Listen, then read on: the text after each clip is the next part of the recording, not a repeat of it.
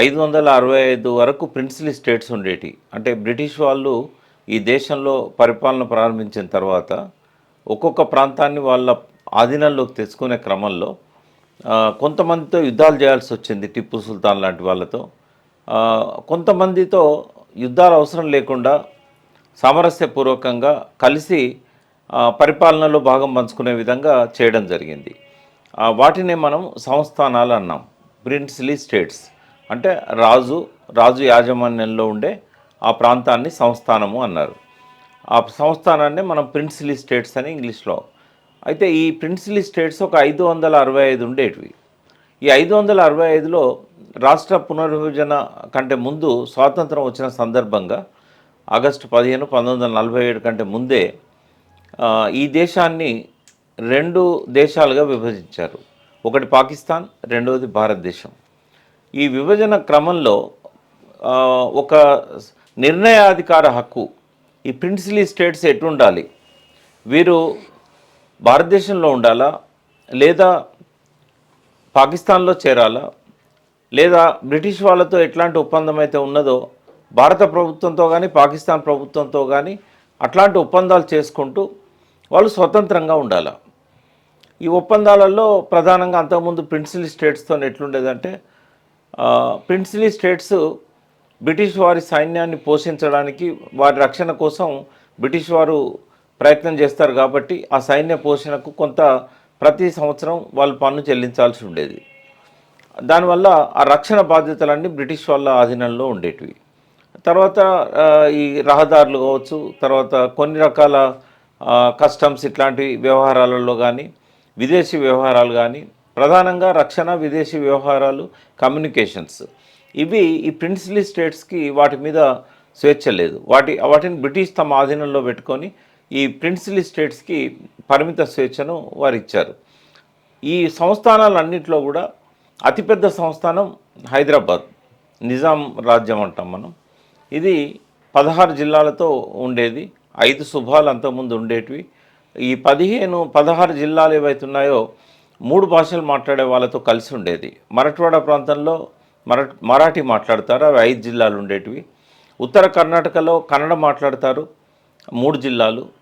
అదేవిధంగా తెలంగాణలో అప్పుడు 8 జిల్లాలు ఉండేవి. వీరంతా తెలుగు మాట్లాడతారు.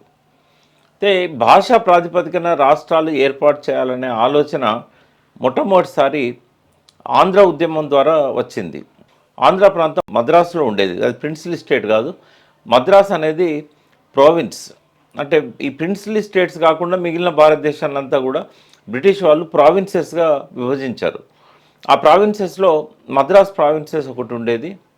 అట్లాగే ఈ సెంట్రల్ ప్రావిన్సెస్ అని ఇంకా కొన్ని ఉండే, కలకత్తా ఇట్లాంటివన్నీ ఉండేవి. సో ఇక్కడ మద్రాస్ ప్రెసిడెన్సీలో రాజగోపాలాచారి గారు ఆ రోజుల్లో అక్కడ ముఖ్యమంత్రిగా ఉన్నారు. ఆ సమయంలో ఈ ఆంధ్ర రాష్ట్ర విభజన కోసం ఏర్పాట్లు జరిగినాయి. కుమారస్వామి రాజా అని ఆయన ఒక ముఖ్యమంత్రిగా, అంటే అప్పుడు ముఖ్యమంత్రులు అనలే వీళ్ళని ప్రధానమంత్రులు అన్నారు.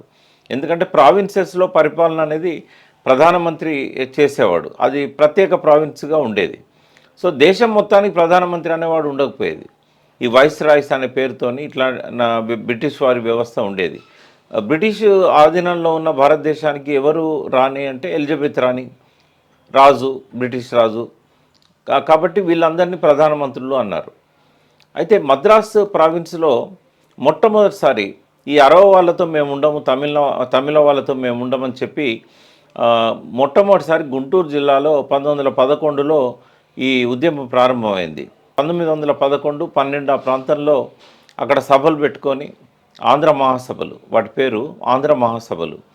సో మొట్టమొదటిసారి ఎందుకు వచ్చింది ఆలోచన అంటే గుంటూరులో ఒక కోర్టులో ఆంధ్రకు సంబంధించిన కుంభకోణం అనే ప్రాంతానికి సంబంధించిన ఒక మేజిస్ట్రేటు అక్కడ పనిచేసేవాడు. కోర్టులో ఒక అటెండర్ ఉద్యోగానికి అతను స్థానికులను తీసుకోకుండా కుంభకోణం నుంచి తన ఊరు నుంచి తీసుకొచ్చి అతన్ని నియమించుకోవడం జరిగింది. వారికి నియామక బాధ్యతలు ఉండేవి. సో అప్పుడు అక్కడున్న న్యాయవాదులు, అక్కడున్న ప్రజలు అంటే అటెండర్ కూడా మావాడు పనికిరాడా, మీ పెత్తనం ఏంది అసలు, మీరు మేజిస్ట్రేట్గా ఉన్నంత మాత్రాన మీ వాడిని కుంభకోణం నుంచి తీసుకురావాలా. సాధారణంగా మనము పత్రికల్లో పెద్ద పెద్ద హెడ్డింగులు చూస్తాం, ఆ భారీ కుంభకోణం అంటే ఎక్కడైనా అవినీతి జరిగితే కుంభకోణం అని అంటారు. అంటే కుంభకోణం అనేది మద్రాసులో ఉన్న ఒక నగరం.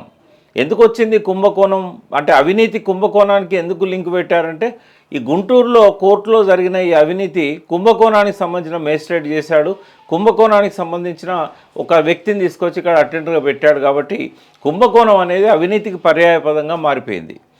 అయితే ఆ రోజు అక్కడ జరిగిన ఆ చిన్న చర్చ తర్వాత పెద్ద ఉద్యమంగా మారి ఆంధ్ర మహాసభలు పెట్టుకుంటూ వారు మహాత్మా గాంధీని కూడా ఇన్ఫ్లుయెన్స్ చేసి భాషా ప్రాతిపదికన రాష్ట్రాలు ఉండాలని చెప్పి 1937లో కలకత్తాలో జరిగిన అఖిల భారత కాంగ్రెస్ సభలో ఒక తీర్మానం చేయడం జరిగింది. మహాత్మా గాంధీ కూడా దానికి సమర్థించారు. అంటే భాషా ప్రాతిపదికన రాష్ట్రం ఉండాలి, అంటే తమిళనాడుతో మేము విడిపోతాం. అయితే వారి డిమాండ్ ఏముండే అంటే అప్పుడు మద్రాసు అనేది వారికి రాజధాని కావాలని ఉండే. అంటే మద్రాసులో చెన్నపురి అనేది అప్పుడు చెన్నపురి అంటే తెలుగు వాళ్ళు ఏర్పాటు చేసిన నగరమే అది.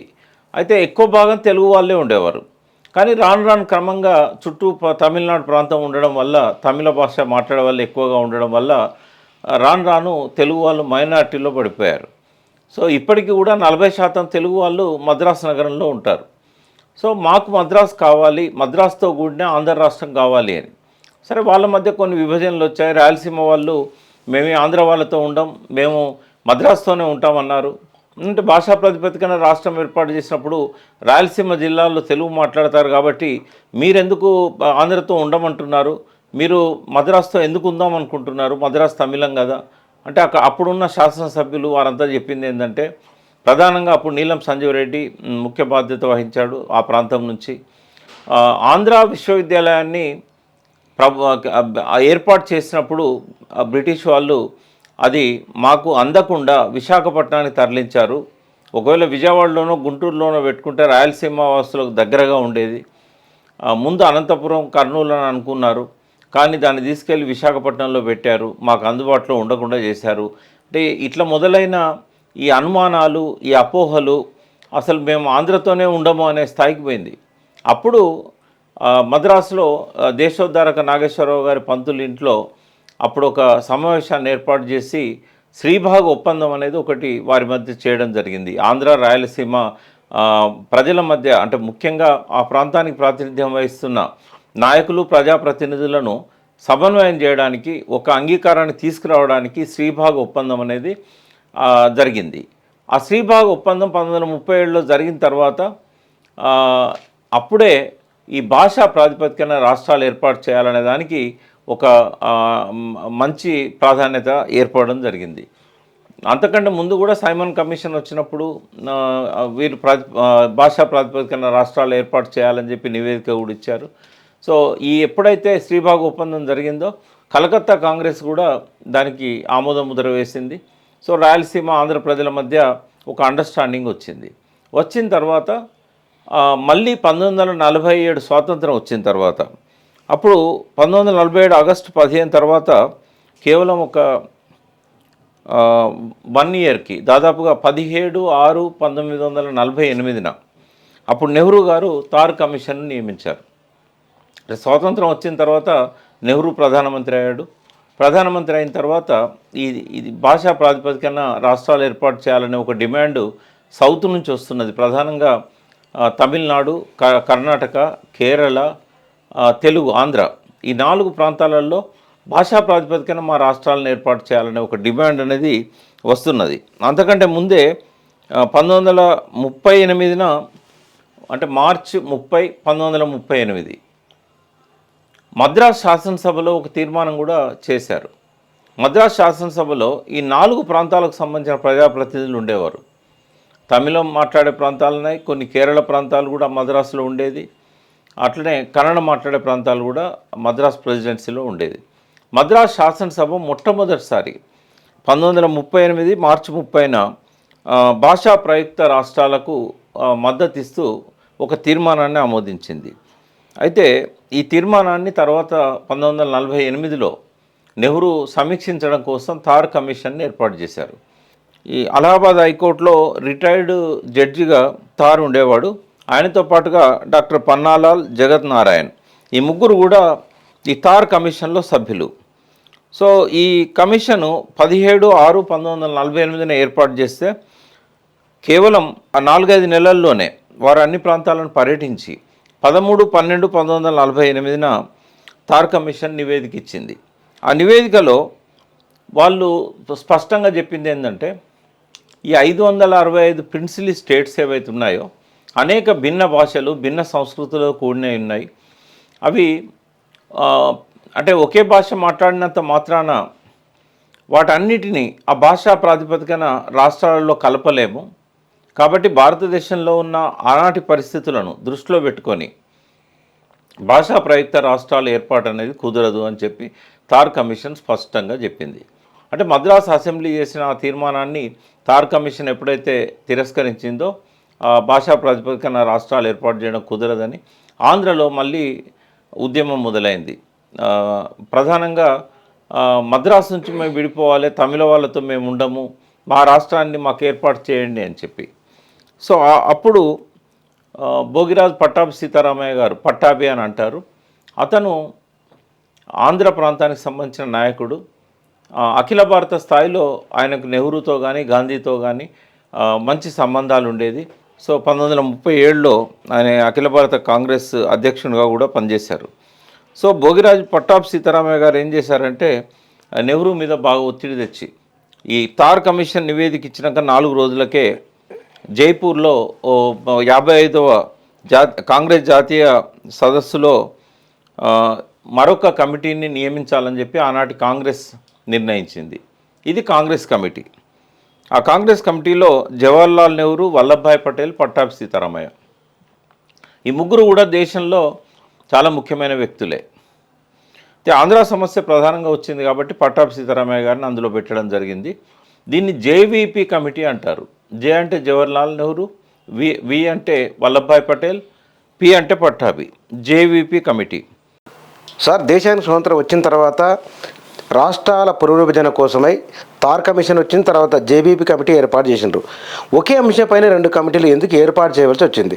మనం ఈ ఆంధ్ర వల్ల ఒత్తిడి కేంద్ర పాలకుల మీద ఎట్లుంటుందని చెప్పడానికి ఇది మంచి ఉదాహరణ.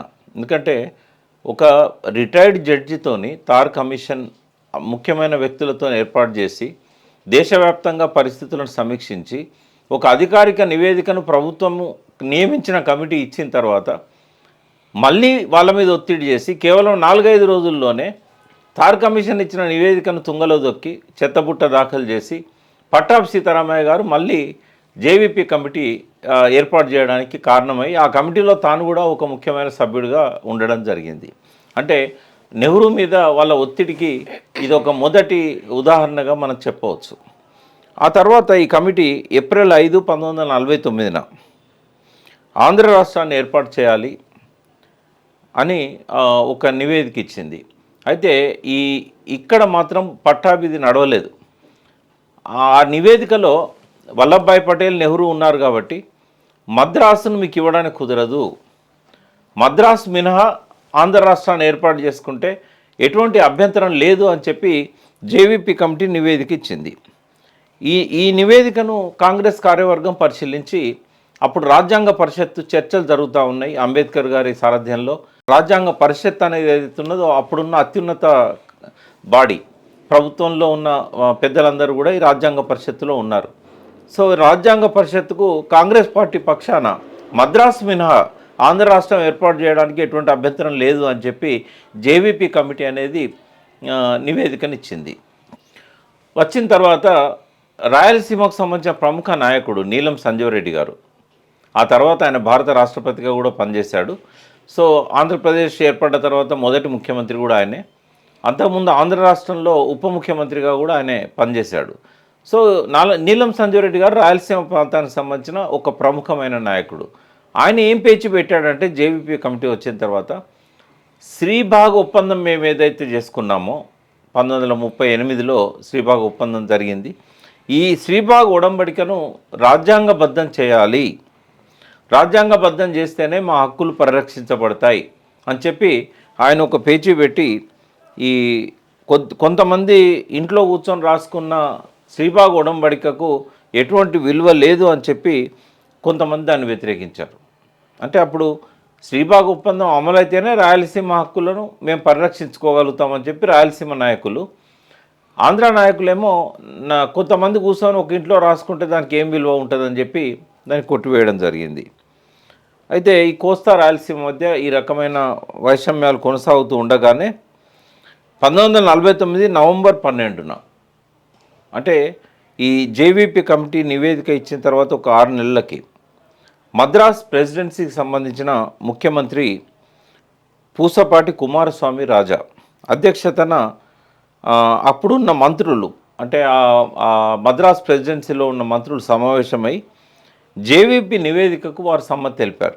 జేవీపీ నివేదికను ఆమోదించి ఆంధ్ర రాష్ట్ర ఏర్పాటుకు చర్యలు తీసుకోవాలని కాంగ్రెస్ పార్టీ తరఫున ఈ ప్రభుత్వం కాంగ్రెస్ ప్రభుత్వం కాబట్టి వారి కార్యవర్గాన్ని వారు కోరడం జరిగింది.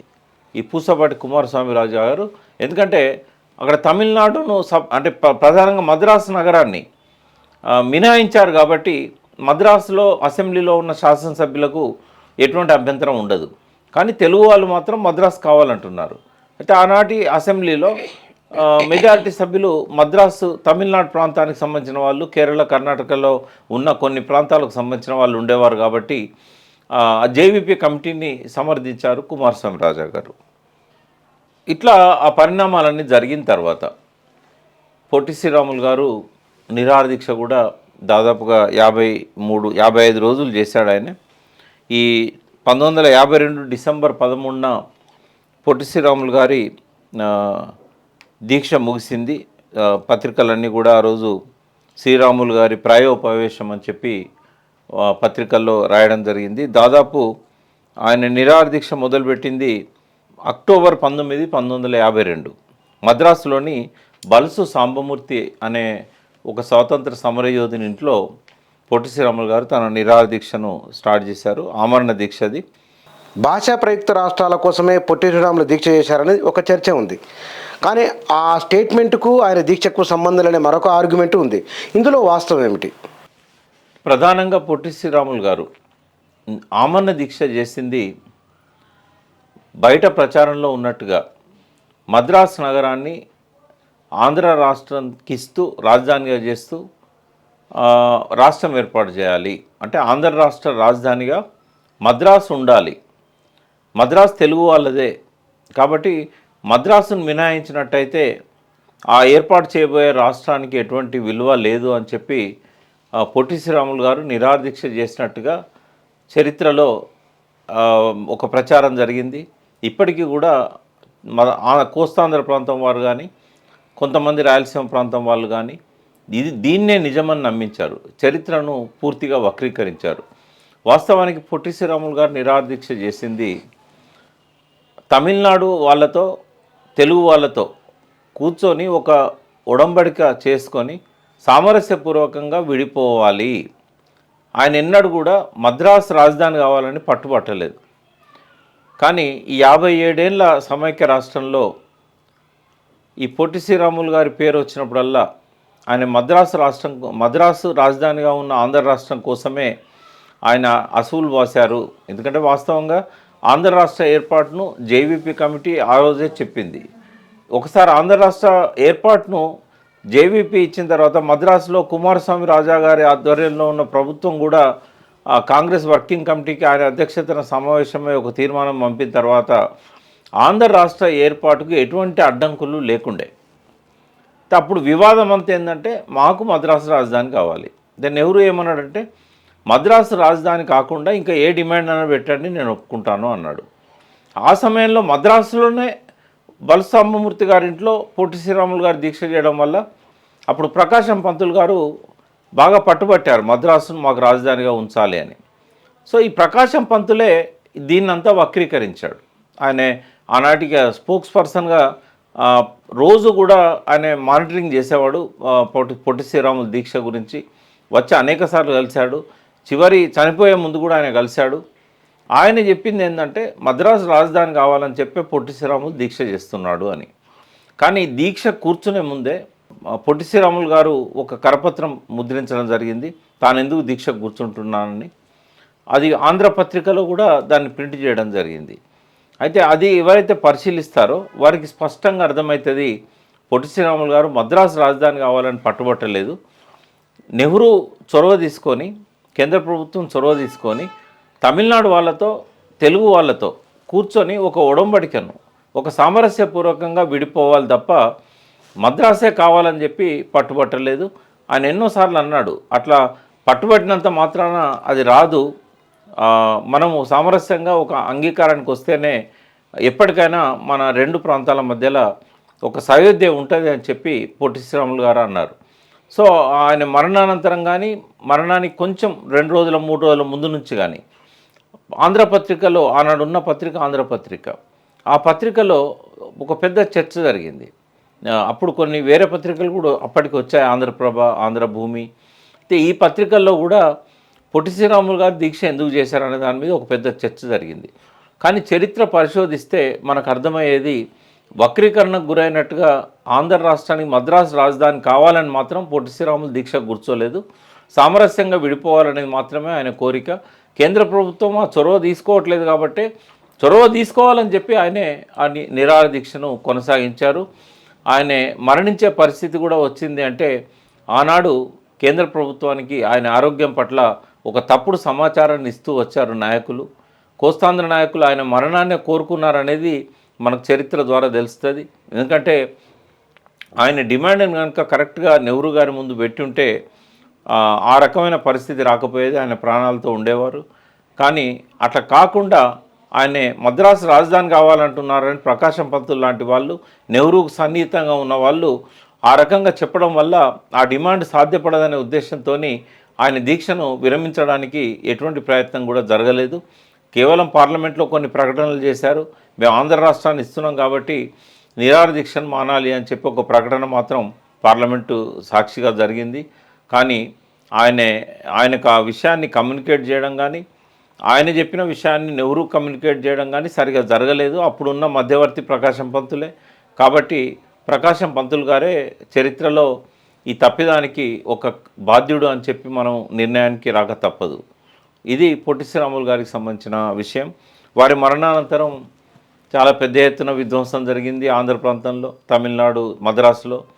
ఈ విధ్వంసం తర్వాత మళ్ళీ నెహ్రూ ఒక ప్రకటన చేస్తూ ఆంధ్ర రాష్ట్రాన్ని ఏర్పాటు చేస్తున్నాం, కానీ మీరు మద్రాసు కోరితే మాత్రం అది సాధ్యం కాదు అని చెప్పి ఆయన ఒక ప్రకటన పార్లమెంట్లో చేయడం జరిగింది.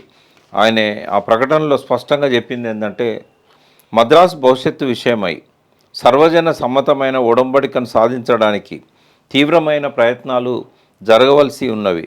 మద్రాసు నగరంలోనూ దాని పరిసరాల్లోనూ ఉంటున్న ప్రజల ఆపేక్షలకు భంగం కలగని విధంగా ఒక ఒప్పందం కుదుర్చుకునే నిమిత్తం బాధ్యత కలిగిన న్యాయవర్తనులైన ఆంధ్రులు, తమిళులు సమావేశం అయ్యేటట్లు చూడాలి. వారు ఒక ఒడంబడిక కుదుర్చుకునేటట్లు చేయాలి. ఇది ఇప్పుడు నేను చదివింది పొట్టి శ్రీరాములు గారి ప్రకటన. అంటే ఆమరణ దీక్ష కూర్చునేటప్పుడు పొట్టి శ్రీరాములు గారు నేను మద్రాసు రాజధాని కావాలని ఆయన డిమాండ్ చేసినట్టుగా ఎక్కడా లేదు. ఆయన ప్రకటన ఏం చెప్పాడంటే, మద్రాసు భవిష్యత్తు విషయమై సర్వజన సమ్మతమైన ఒడంబడికను సాధించడానికి తీవ్రమైన ప్రయత్నాలు జరగవలసి ఉన్నవి. మద్రాసు నగరంలోనూ పరిసరాల్లోనూ ఉంటున్న ప్రజల ఆపేక్షలకు భంగం కలగని విధంగా ఒక ఒప్పందం కుదుర్చుకునే నిమిత్తం బాధ్యత కలిగి న్యాయానువర్తులైన ఆంధ్రులు, తమిళులు సమావేశం అయ్యేటట్లు చేయాలి. వారు ఒక ఒడంబడిక కుదుర్చుకునేటట్లు చేయాలి. ఇది పొట్టి శ్రీరాములు గారి లక్ష్యం. దాన్ని తప్పుదారి పట్టిస్తూ చేయడం జరిగింది. ఆయన ఇంకా ఏమంటాడంటే, మద్రాసు నగరాన్ని ఆంధ్రులకు, తమిళులకు ఉమ్మడిగా ఉండేటట్లు చేయడం ద్వారా ఈ ఒప్పందం కుదురుతుందని నా విశ్వాసం. అది ఎలా జరగాలన్న విషయాన్ని నేను ప్రజలకు వదిలేస్తున్నాను.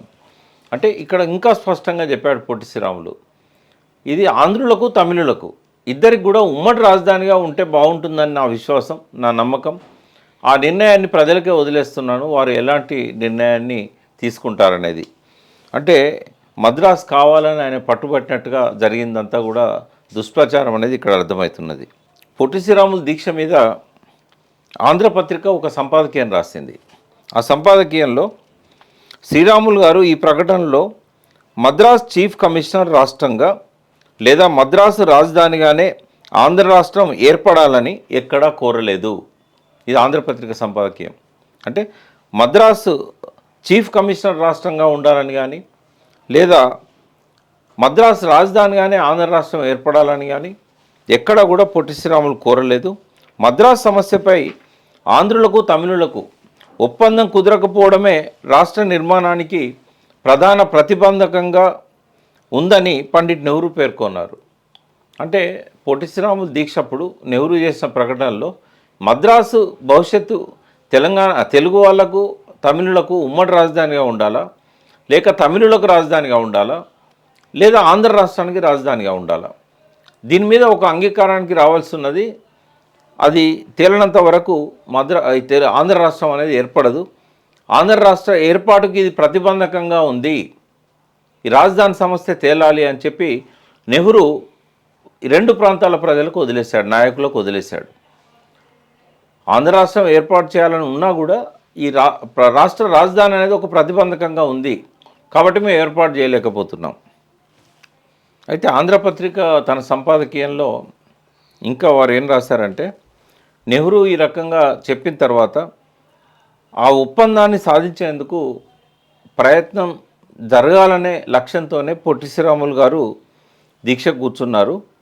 అయితే ఆ ఒప్పందం కుదిరిన తర్వాత రాష్ట్రం వస్తుందని శ్రీరాములు గారి ప్రధాన విశ్వాసం. అంటే ఇటువంటి ఒప్పందం తమిళులకు తెలుగు వాళ్ళకు మధ్య జరిగితే, ఆంధ్రులకు మధ్య జరిగితే ఈ మనము ప్రత్యేక రాష్ట్రాన్ని ఏర్పాటు చేయగలుగుతామనేది ఆయన ప్రధాన లక్ష్యంగా ఉండే. అయితే శ్రీరాములు గారు ప్రాయోపవేశాన్ని విరమించేటట్లు చేయడానికి, అంటే వారి నిరాహార దీక్షను విరమించేటట్లు చేయడానికి, వారి ప్రాణాలను రక్షించుకోవడానికి ఆంధ్ర నాయకులు మద్రాస్ భవిష్యత్తు విషయమై తమిళ నాయకులతో సంప్రదింపులు ప్రారంభించవలసి ఉండెను. కానీ ఆంధ్ర నాయకులు ఎవరు అట్టి ప్రయత్నం చేయలేదు. ఆంధ్ర నాయకులతో చర్చించడానికి, ఈ రాజధాని విషయమై ఆంధ్ర నాయకులతో చర్చించడానికి ఆనాటి ప్రముఖ కాంగ్రెస్ నాయకుడు కామరాజ్ నాడార్, అట్లాగే డాక్టర్ సుబ్బరాయన్ వారంతా కూడా సిద్ధంగా ఉన్నట్టు ప్రకటన చేశారు. ఈ రాజధాని విషయమై మేము సంప్రదింపులకు సిద్ధంగా ఉన్నాము. అయితే ఆంధ్ర నాయకులు మాత్రం దాన్ని పట్టించుకోకుండా శ్రీరాములు గారు మద్రాసు కోసమే దీక్ష చేస్తున్నట్టుగా కేంద్రాన్ని, ప్రజలను, పత్రికలను నమ్మిస్తూ వారి దీక్ష యొక్క లక్ష్యాన్ని వక్రీకరిస్తూ ఆయన మరణించే వరకు కూడా ఏ ప్రయత్నం చేయకుండా కూర్చున్నారు. అంటే ప్రధానంగా పొట్టి శ్రీరాములు గారి దీక్ష లక్ష్యాన్ని వక్రీకరించింది కానీ, ఆయనకు మరణానికి బాధ్యులైంది కానీ ఆనాటి ప్రకాశం పంతులు గారు, ఆయనతో పాటున్న ఆంధ్ర ప్రాంత కాంగ్రెస్ నాయకులు. ఇది చరిత్రలో ఒక మహానుభావుని బలి తీసుకున్న ఒక సంఘటనను వక్రీకరించిన తీరు, చరిత్రను తప్పుదారి పట్టించిన తీరు. ఆశయ సాధన కోసం 58 రోజులు నిరాహార దీక్ష చేసి మరణించిన వ్యక్తి అమరజీవిగా ఆయన చరిత్రలో ప్రసిద్ధి చెందారు. అమరజీవి అంటే పొట్టి శ్రీరాములు. అప్పటి వరకు భారతదేశ స్వాతంత్ర చరిత్రలోనే 58 రోజులు నిరాహార దీక్ష చేసి ఆత్మార్పణ చేసుకున్న వ్యక్తులు ఎవరు లేరు. ఈయన మొదటి వ్యక్తిగా చరిత్రలో మనకు నిలిచారు. ఈ రకంగా భాషా ప్రాతిపదికన రాష్ట్రాలు ఏర్పాటు చేయాలనే నినాదంతో దాదాపుగా 30 సంవత్సరాల పాటు ఆంధ్ర ప్రాంతం అంతా కూడా అనేక సభలు జరిగాయి. తర్వాత ఎప్పుడైతే పొట్టి శ్రీరాములు గారు మరణించారో ఆ తర్వాత మద్రాసు లేకుండానే ఆంధ్ర రాష్ట్రం ఏర్పాటు జరిగింది. అంటే పొట్టి శ్రీరాములు గారు మరణించిన సంవత్సరం లోపే అక్టోబర్ 1, 1953న ఆంధ్ర రాష్ట్ర ఏర్పాటు జరిగింది. ఈ ఆంధ్ర రాష్ట్రానికి మొదటి ముఖ్యమంత్రిగా మళ్ళీ టంగుటూరు ప్రకాశం పంతులు గారినే ఆనాడు నెహ్రూ గారు నియమించారు. కానీ వారి ఆందోళన మాత్రం భాషా రాష్ట్రాల కోసం ఉపసంహరించలేదు. అంటే 1949-50లోనే విశాలాంధ్ర ఉద్యమాన్ని ఆనాటి అయ్యదేవర కాళేశ్వరరావు పంతులు గారు ప్రారంభించారు.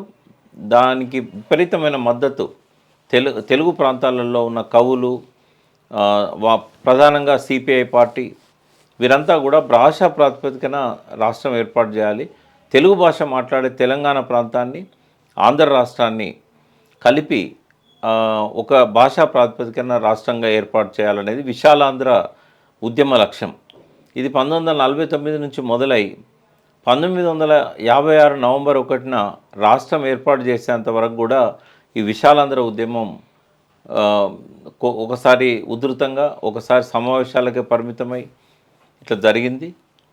ఆంధ్ర నాయకులకు ఆనాటి కేంద్ర నాయకులతో ఉన్న సత్సంబంధాల వల్ల వారు ఒత్తిడి చేసి చివరికి సాధించుకున్నారు.